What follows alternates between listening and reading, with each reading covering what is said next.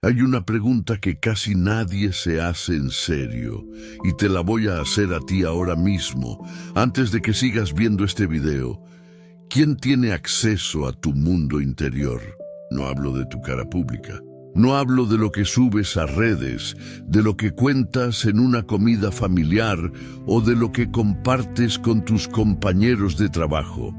Hablo de lo de verdad, de tus planes todavía sin terminar, de las heridas que sigues cargando, de lo que pasa dentro de tu casa cuando nadie más está mirando, de esos pequeños actos de bondad que haces sin que nadie los vea. Los estoicos tenían una relación casi obsesiva con el silencio. No hablaban por hablar, y mucho menos hablaban de lo que de verdad les importaba. Y aquí está lo interesante. Eso no era timidez, no era falta de confianza, no era miedo al juicio ajeno. Era estrategia pura. Era una forma deliberada de proteger su energía para usarla donde realmente importaba. En la acción. Hoy te voy a contar 4 cosas que la filosofía estoica nos enseña a guardar con uñas y dientes. 3 de ellas las vas a reconocer si alguna vez has leído a Marco Aurelio, a Séneca o a Epicteto. La 4ª casi nadie la menciona en los videos de estoicismo que normalmente ves. Y para mí es, sin exagerar, la más reveladora de las 4. Antes de seguir, quédate con esta idea, porque va a ser el hilo conductor de todo el video. Cada vez que compartes algo que todavía no está listo para ser compartido, le estás regalando tu energía a alguien que no va a construir absolutamente nada con ella. Vamos a ver, paso a paso, por qué pasa esto y qué puedes hacer distinto a partir de hoy. El origen. ¿Por qué el silencio era considerado una forma de poder Marco? Aurelio escribió en sus meditaciones que el alma se tiñe del color de sus pensamientos. Es una frase hermosa, pero lo que la vuelve todavía más poderosa es el contexto en el que fue escrita. Marco Aurelio no era un filósofo de escritorio, encerrado en una biblioteca cómoda. Era el emperador de Roma. Y escribía esas líneas de noche en su tienda de campaña, en medio de campañas militares agotadoras, después de tomar decisiones que afectaban a millones de personas. Y lo hacía sin ninguna intención de publicarlo. Escribía para nadie más que para sí mismo. Esas páginas eran, literalmente, un espacio privado de reflexión, un lugar donde procesar sin ser observado. Y sin embargo, casi 2000 años después, esas palabras íntimas siguen cambiando la vida de millones de personas que ni siquiera hablan latín. Ese detalle no es casualidad, y creo que dice más sobre el poder del silencio que cualquier explicación teórica. Zenón de Citio, el fundador de la escuela estoica, tenía una frase que me parece brutal por su simpleza. Tenemos 2 oídos y una sola boca, y eso no es un accidente anatómico, es una instrucción. Escuchar el doble de lo que hablamos. Séneca, por su parte, en sus cartas a Lucilio, advertía constantemente sobre el peligro de las palabras sueltas, de cómo cada comentario innecesario iba debilitando poco a poco el carácter de quien lo pronunciaba. Y Epicteto, que había sido esclavo antes de convertirse en uno de los maestros más influyentes de la filosofía, enseñaba algo que resuena todavía más fuerte hoy en día. La verdadera libertad empieza dominando tus impulsos, y uno de los impulsos más difíciles de dominar es, precisamente, el impulso de abrir la boca antes de tiempo. Hay incluso una disciplina dentro del estoicismo, la llamada disciplina del asentimiento, que habla exactamente de esto. No reaccionar automáticamente a cada estímulo, sea interno o externo, sino dejar un espacio entre lo que sientes y lo que finalmente expresas. Ese espacio es donde vive el autocontrol. Y ese espacio es, casi siempre, silencioso. Yo entendí todo esto de la peor manera posible, es decir, viviéndolo en carne propia y equivocándome primero. Durante años confundí la sobreexposición con la autenticidad. Pensaba, honestamente, que contarlo todo, absolutamente todo, me hacía más honesto, más cercano, más real frente a los demás. La verdad, con el tiempo, fue mucho menos bonita, solo me hacía más disperso. Cada opinión ajena que absorbía terminaba, sin que yo me diera cuenta conscientemente, redirigiendo mis propias decisiones. Lo que yo llamaba conexión en su momento, en realidad era fuga de energía.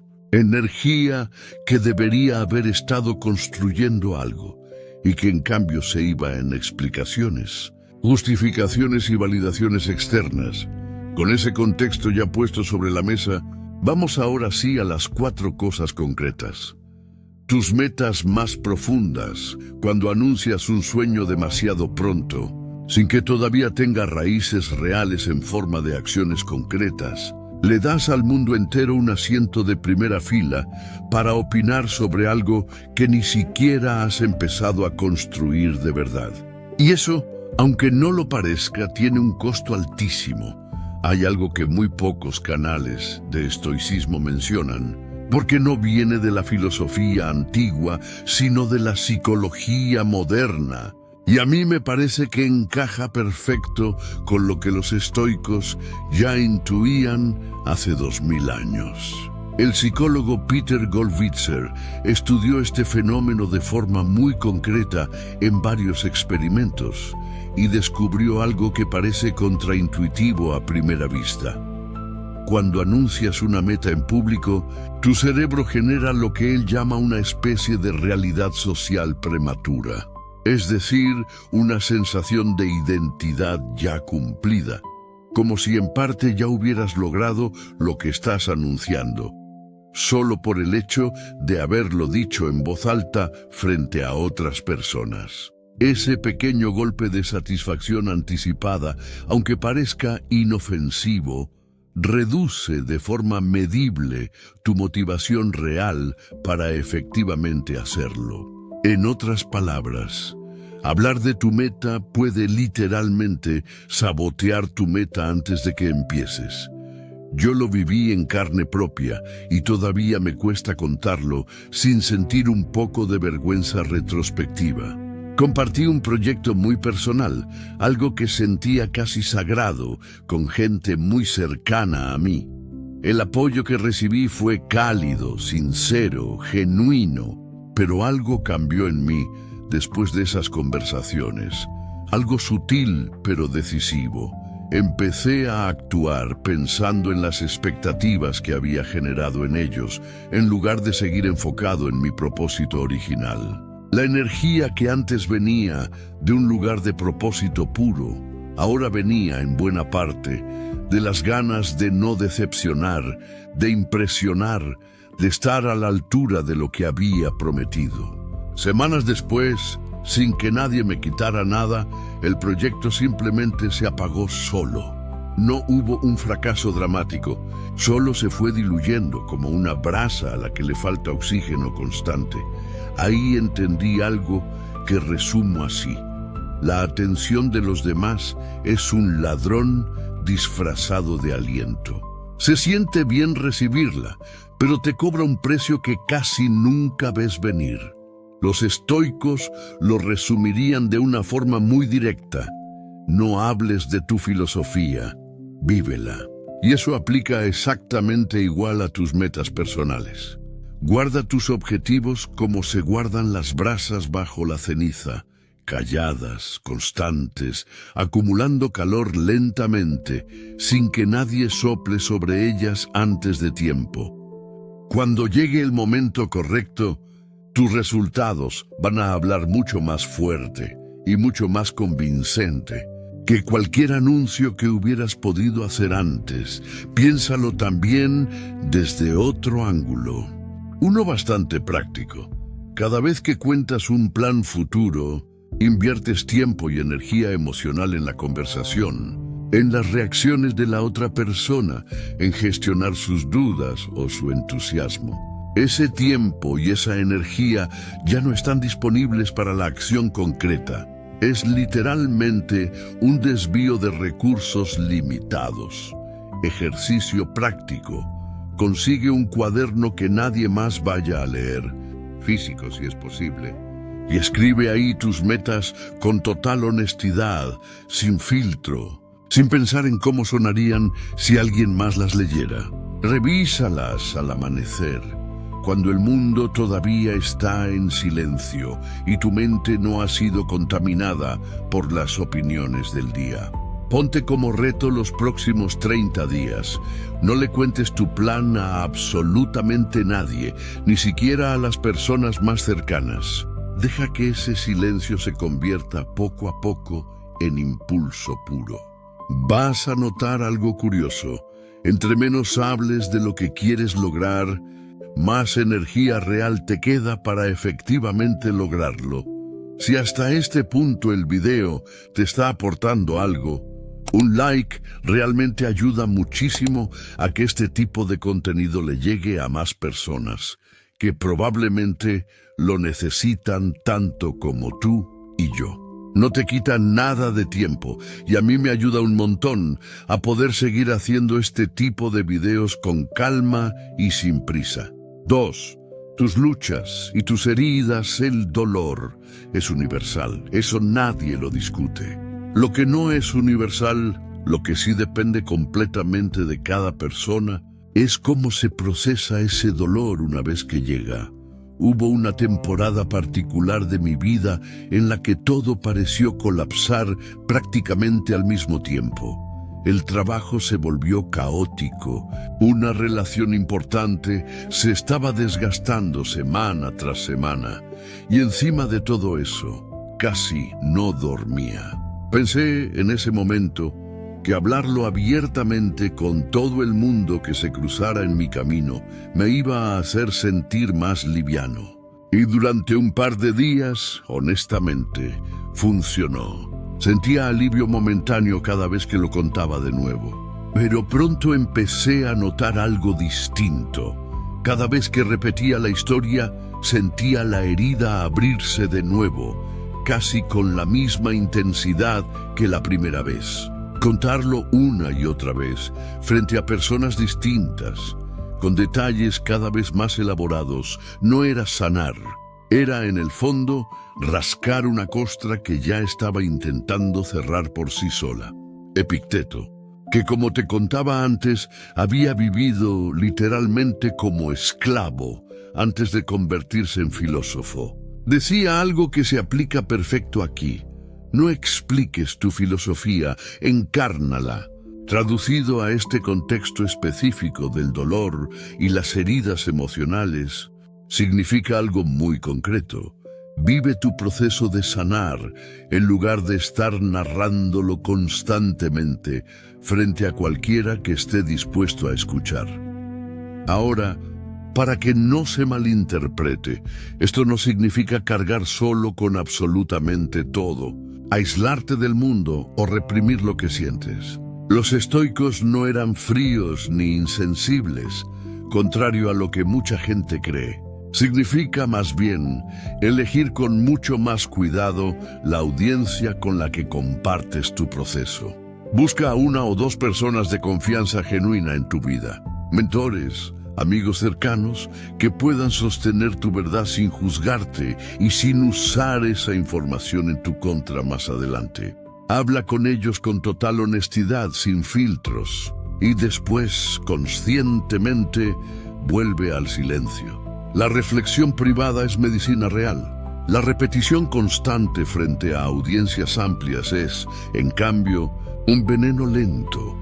Los estoicos practicaban esta disciplina específica a través del ejercicio del diario personal, algo que hoy en día conocemos como journaling y que se ha vuelto casi una moda de bienestar, pero que ellos ya practicaban con enorme rigor hace 20 siglos. Marco Aurelio escribió sus meditaciones precisamente así, no para impresionar a nadie, sino para procesar sus propias batallas internas en absoluta privacidad.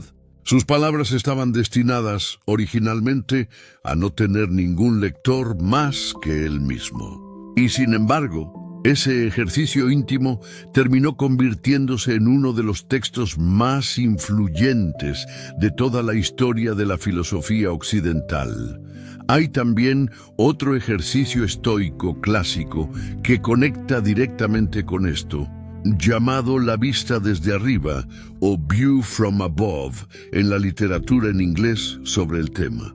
Consiste en imaginarte a ti mismo desde una perspectiva completamente elevada, casi como si te vieras desde muy lejos, desde el espacio, formando parte de algo mucho más grande que tu problema actual. No para minimizar tu dolor, que es real y válido, sino para recordarte que tu proceso de sanación no necesita espectadores para ser legítimo. Puede ocurrir en completo silencio y seguir siendo profundamente real. Tal vez tu propia fortaleza empiece exactamente igual, en páginas que nadie más va a leer, en conversaciones privadas con muy poca gente, en ese espacio silencioso donde no hay audiencia, esperando una actualización constante de cómo vas. Un momento para algo importante si todo esto te está resonando. Si sientes que quieres seguir construyendo esta fortaleza interior de forma constante, semana tras semana, este es exactamente el tipo de contenido que subimos aquí de manera regular. Suscribirte no cuesta absolutamente nada, es gratis y te asegura no perderte los próximos videos donde seguimos profundizando en ideas como esta, siempre con ejemplos reales y aplicables a la vida cotidiana. Dicho esto, volvamos al tema principal. Tu vida personal, no todo el mundo se ha ganado, con hechos y con tiempo, el derecho de entrar a tu vida privada. Vivimos en una era profundamente obsesionada con la exposición constante, con narrar cada momento en tiempo real, y precisamente por eso, en contraste, la privacidad se ha vuelto una forma rara y valiosa de poder personal.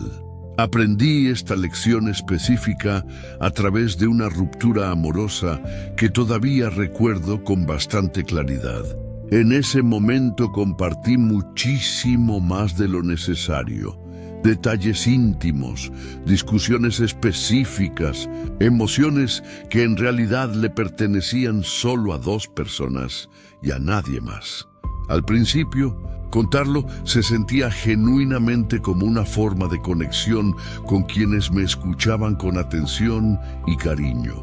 Pero con el paso de las semanas, se fue convirtiendo poco a poco en puro ruido de fondo. Todo el mundo, sin excepción, tenía una opinión distinta sobre lo que debía hacer, sobre quién tenía la razón, sobre qué decisión era la correcta. Y ninguna de esas personas, por más que me quisieran bien, vivía realmente mi vida, ni conocía todos los matices de la situación. Lo que en teoría debía resolverse entre 2 personas adultas, terminó convirtiéndose, sin que yo lo planeara así, en una especie de espectáculo colectivo de opiniones cruzadas. Séneca escribió una frase que, aunque breve, se queda corta en cualquier traducción moderna. Retírate dentro de ti mismo tanto como puedas. No hablaba de aislarte completamente del mundo, ni de cortar vínculos importantes. Hablaba de algo más sutil y más profundo.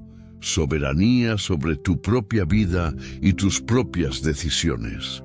Cuando te alejas conscientemente del ruido público, de las opiniones ajenas constantes, regresas al centro de tu propio criterio. Y es justo ahí, en ese centro tranquilo, en donde realmente vive la claridad que necesitas para tomar buenas decisiones. Hay incluso un fenómeno estudiado en investigación social contemporánea que llaman la paradoja de la privacidad. Cuanto más compartimos en público, más sentimos, paradójicamente, la necesidad de seguir compartiendo para mantener esa sensación de cercanía con los demás. Aunque en el fondo esa cercanía sea cada vez más superficial y menos real. Es un ciclo que se retroalimenta a sí mismo y que rara vez nos deja sintiendo más conectados de verdad, sino más expuestos y, curiosamente, más solos. Prueba esto la próxima vez que sientas el impulso de compartir algo íntimo. Antes de publicar o de contarle un detalle de tu vida personal a alguien, espera conscientemente 24 horas completas. Durante ese tiempo, pregúntate con total honestidad, ¿estoy compartiendo esto para conectar genuinamente con alguien? ¿O estoy compartiendo esto para que me vean, para recibir validación externa? Si la respuesta honesta es lo segundo, espera un poco más antes de hacerlo. Si de verdad se trata de buscar conexión genuina, lo vas a poder sentir en el cuerpo. No va a venir desde un lugar de ansiedad o urgencia. Va a venir desde un lugar de calma y claridad. Tu vida personal, en ese sentido, es exactamente como una llama pequeña. Con demasiado oxígeno alrededor, se apaga rápido, se consume sola. Con muy poco oxígeno, en cambio, se asfixia y tampoco sobrevive. El verdadero equilibrio está en un calor tranquilo y sostenido, no en un fuego público y espectacular que todo el mundo puede ver desde lejos.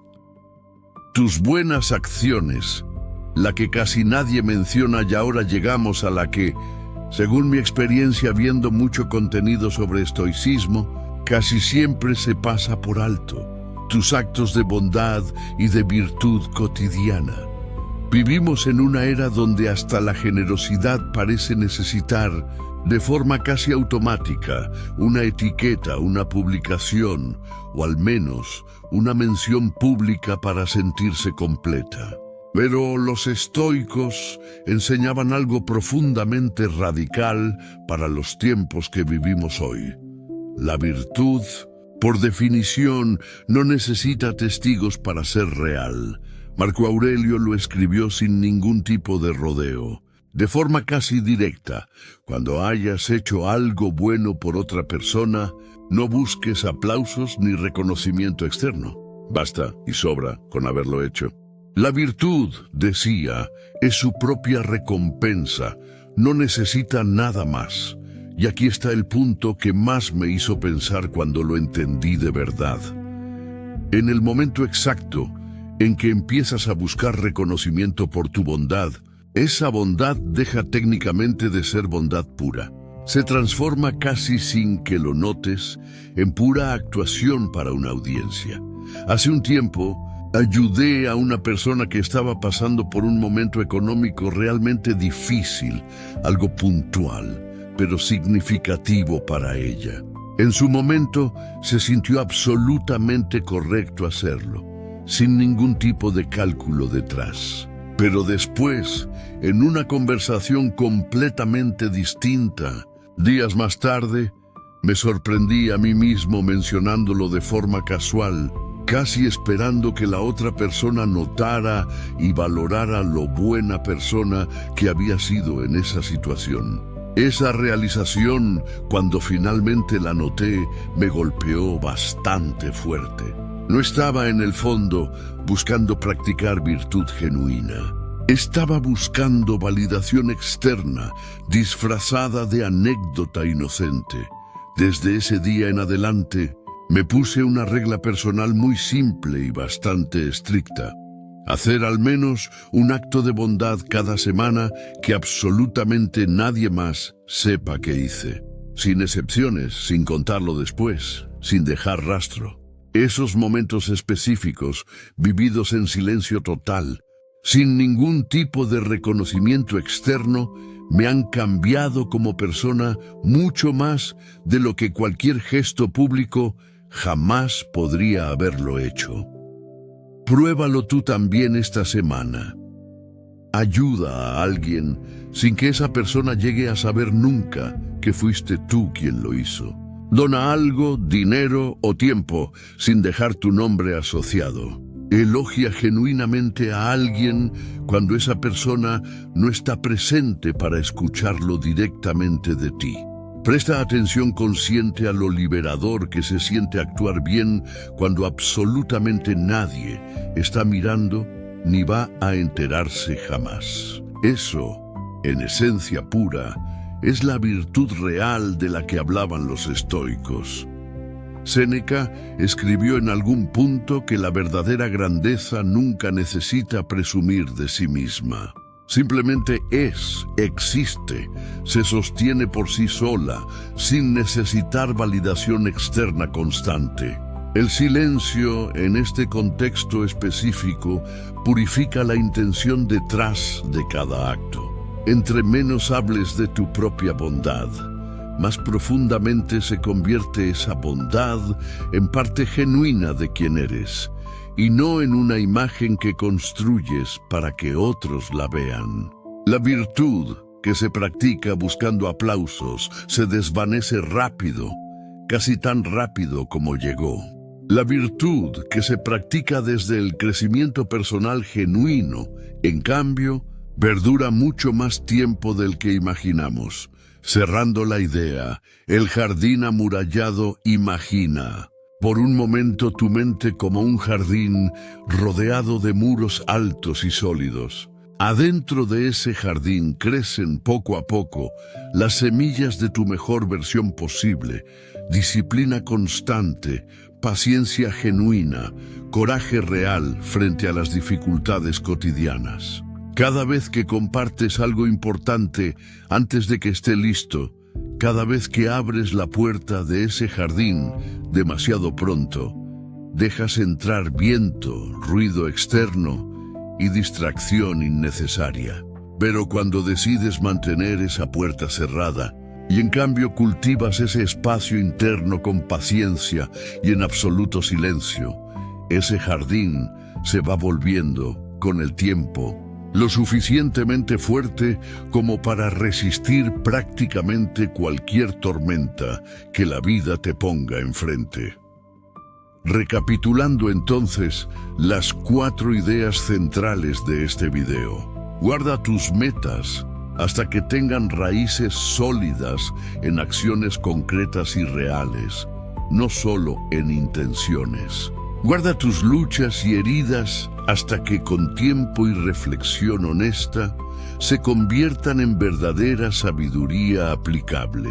Guarda tu vida personal para que pueda respirar y desarrollarse sin el peso constante del juicio externo de terceros. Y guarda tus buenas acciones para que tu virtud se mantenga pura, sin contaminarse con la necesidad de reconocimiento. Cada acto consciente de contención, cada vez que decides no compartir algo de forma impulsiva, afila un poco más tu paz interior. Cada límite claro que trazas alrededor de tu mundo privado crea un poco más de espacio interno genuino. La privacidad entendida así no es esconderse del mundo por miedo ni por vergüenza. Es en el fondo una forma de enfoque deliberado. Es el arte silencioso de dejar que tus propias acciones, con el tiempo, hagan todo el ruido necesario, mientras tu alma permanece tranquila, centrada y en calma.